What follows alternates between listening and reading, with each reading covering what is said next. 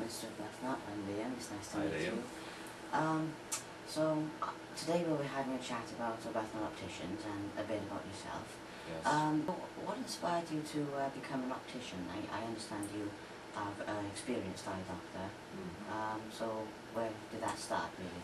Well, my very first contact was a friend, very good friend of mine in school, whose father and brother were both opticians, and that's how I first came across the profession, because I had never had my eyes tested until I came to college. Funnily enough, I've learned my lesson. So that was my first contact.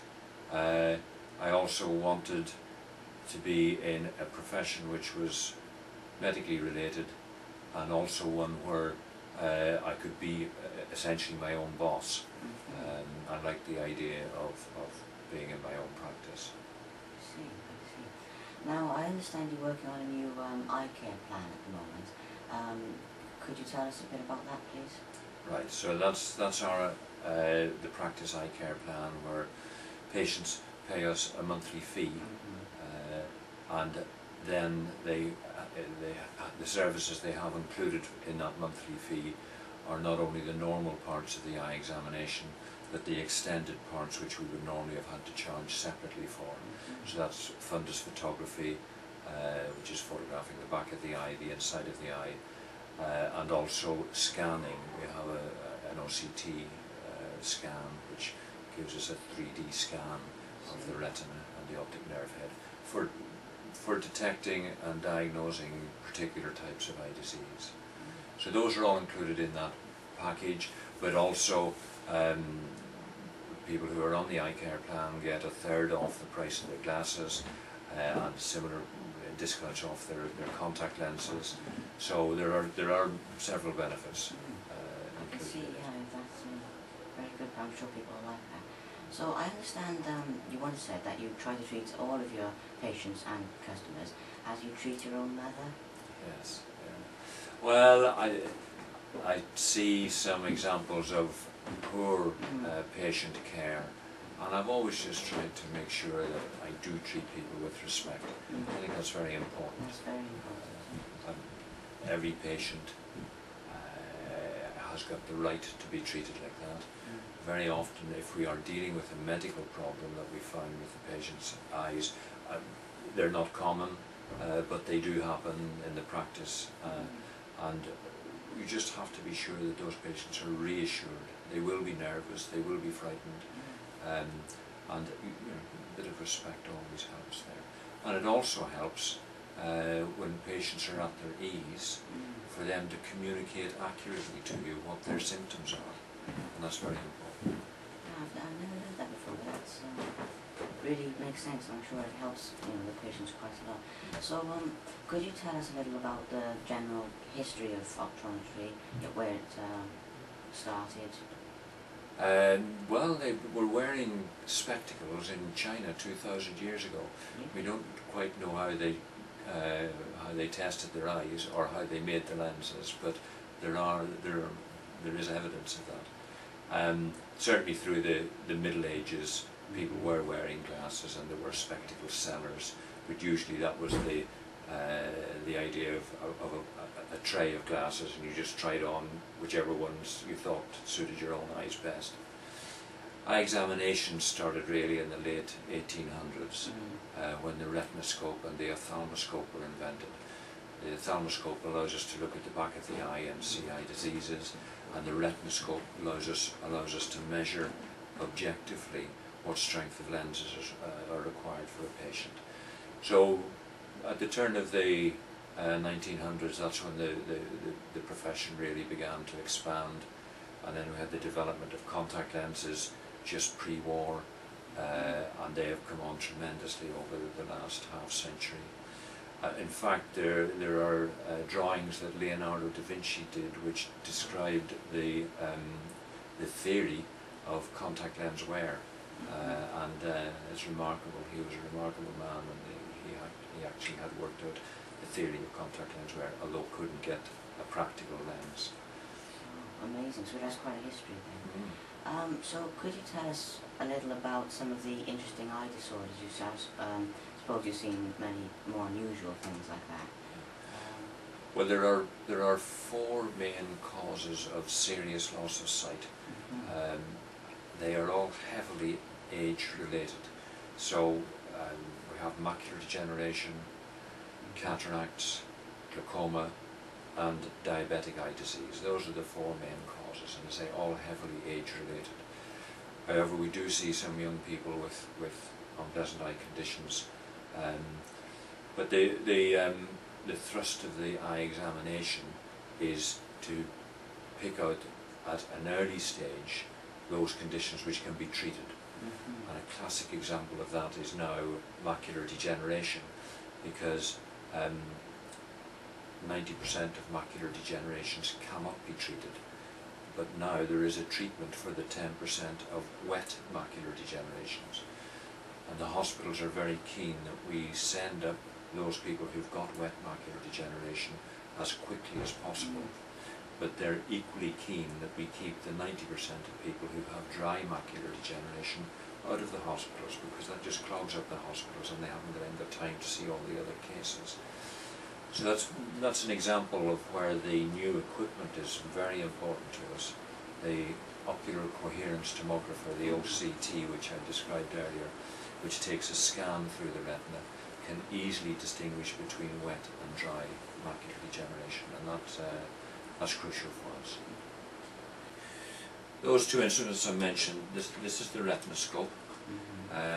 So this is, anybody who's had their eyes tested will know, this is the one where we sit at a distance and shine the light across the pupil, and we can work out the prescription from that. So that's to do with measuring the actual prescription of the spectacle lens.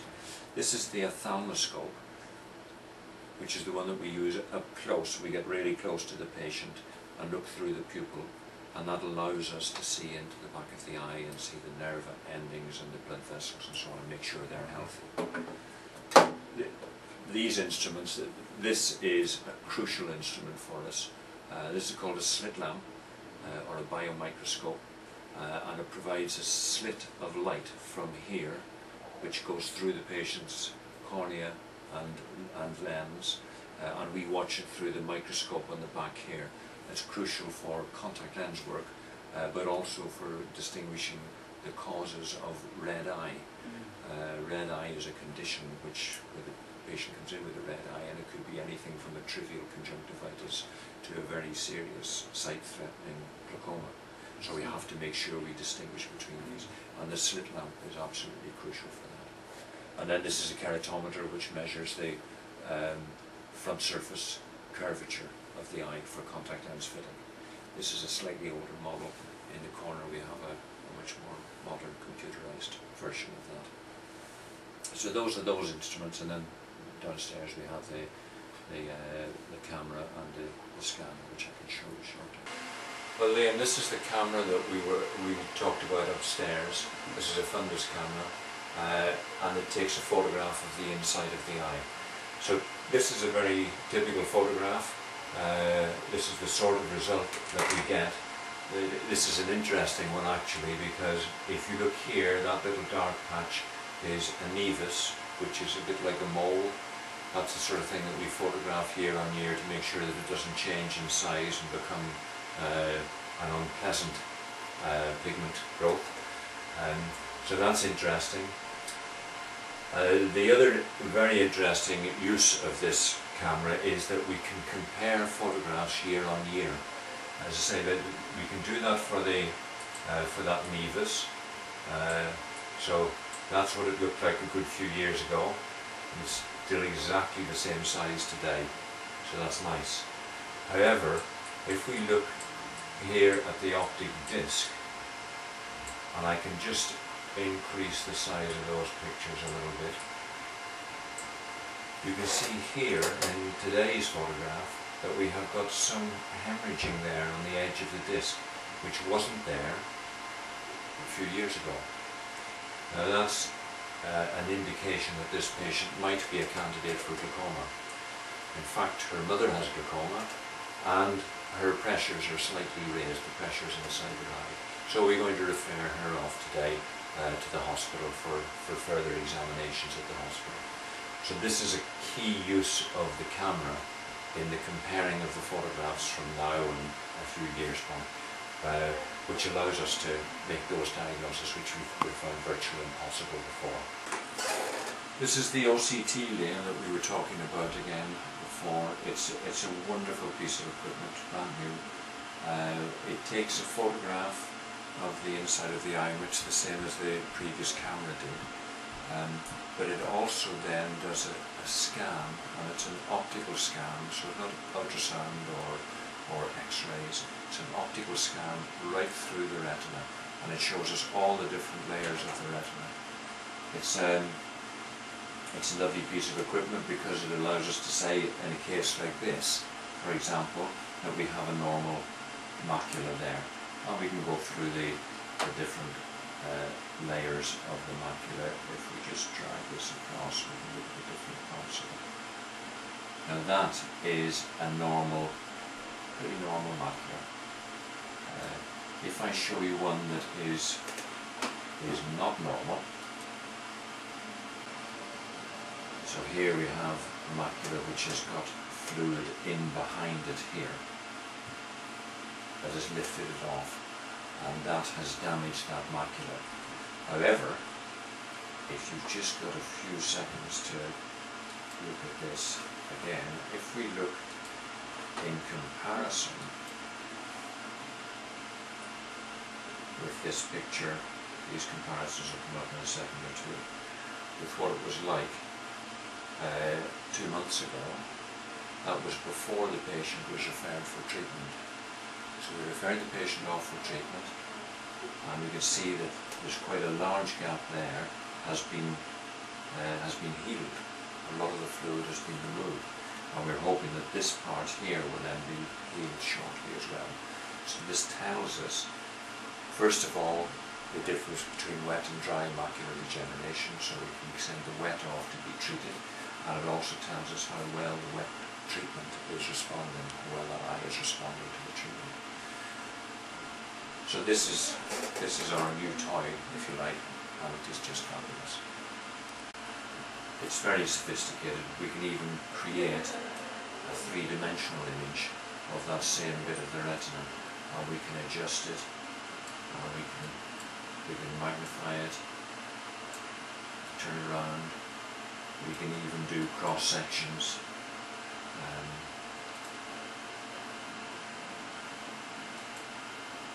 So we can get a cross section there, and we can change where we look at the cross section. So you can see how large that reservoir of fluid is behind the retina, and how close it is to the macula. But this is the one, as I say, that has been treated, and the macula has been saved at this stage. So it is, as I say, a very sophisticated piece of equipment. Could you tell us a little about the vast array of designer spectacles, sunglasses, lenses, and everything like that that you prescribe? Well, we have a very broad range of spectacle lenses that we use. Most commonly varyfocals and high-index glass, high-index plastic, anti-reflection coatings, photochromic lenses. So there is a big range there, and there's a large range in quality as well. Some of the very best lenses are quite expensive, from Zeiss and Essilor and so on. So we prescribe the full range there. On the frame side, we have, as you saw downstairs, a vast array of frames, lots of designer ones, but actually Sharon, my dispensing partner, is much more attuned to that side of things, and she would be a much better person to speak to about those. Okay, Liam, this is Sharon, who's my dispensing partner. She does all the frames and the fancy lenses and the Oakleys and all that. She knows much more about than I do. So I'll hand you over to Sharon and leave her to show you around the premises. Okay. Hi there. Okay, we stock a full range of frames ranging from bespoke designer frames down to budget frames and free frames for children. Okay, so we do lots of different ranges of frames, ranging from bespoke frames where they're made to order, so you can change the frame colour, the frame size, there's different sides, down to children's, through to free frames that we do as well. This is the Tom Davis range, which is the bespoke range we talked about. And again, as you can see, they do different colours, titanium products, which are very light, very durable.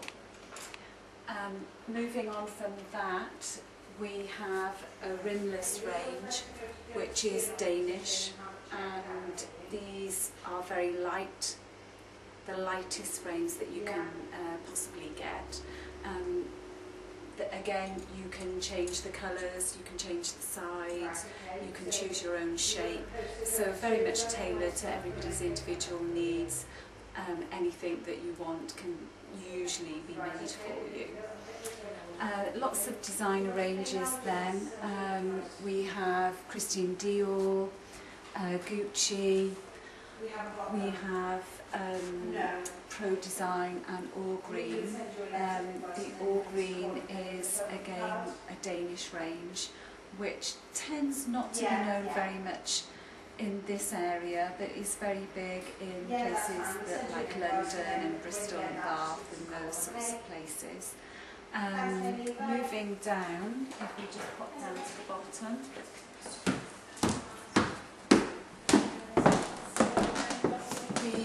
For the men, we have Polo Ralph Lauren, we have Timberland, Carrera, Ray-Ban. The Flex-On is the material which you can bend and flex, so very strong, very reliable, and men particularly like those because they tend to be a bit rougher with their glasses than the ladies. For the ladies, Versace, Anna Hickman, In Face, again another three very popular ranges that we do. And then moving down, we have Olivero Contini, which is a more mid-priced range, again available for both men and women. Then if we go over here, we've got our children's section. And for the children, we do a free range where everything is covered by the NHS voucher. So parents' contribution is nil to that. Or we have a range of frames where the parents can just pay for the frames and the voucher then covers all the lens costs. So that's quite an extensive range for the children. Moving up from that, we do a teenage range, and those are Zone 1s and Rip Curls, which we offer at good prices to the children or the teenagers, so that they can have something both modern and up to the minute. Then we have a range of sunglasses, which we do Ray-Bans, Christian Dior's, the Oakleys, the Adidas, the Nautica, Calvin Klein, so a very big range of sunglasses, some which can be made in prescription and some which are not prescription. Bye-bye.